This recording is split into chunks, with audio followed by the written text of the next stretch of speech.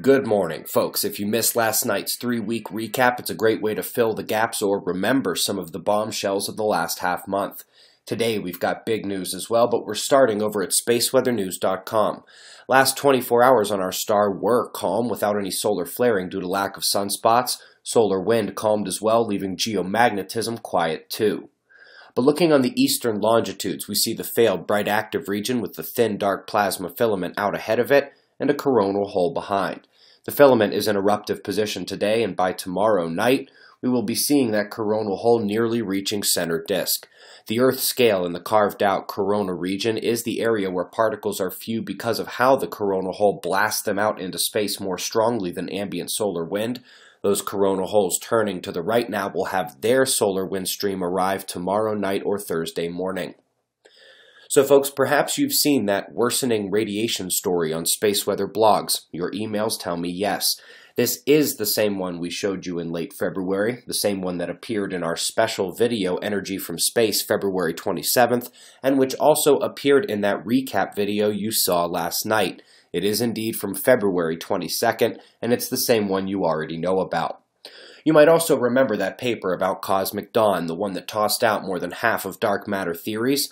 Well, 2 new papers hit archive over the past few days showing potential errors or other explanations for the readings seen.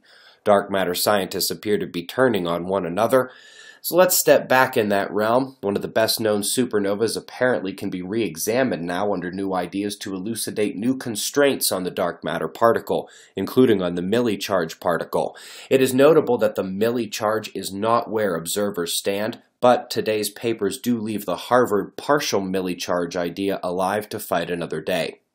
Then we remember this, right? After Yale did a cold shocker with the oceans, this was the whipped cream, or so we thought.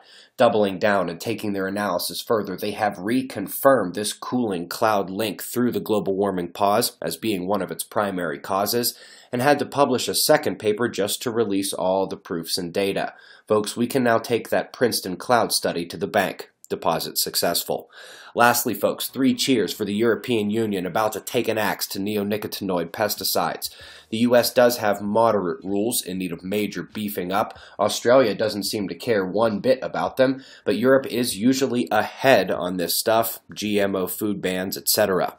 We greatly appreciate your support. Again, if you missed that video last night, it is worth a click, I promise. We've got your world of wind maps and shots of our star to close. We'll do this all again tomorrow, right here, but right now it's 5:40 a.m. in the new Valley of the Sun.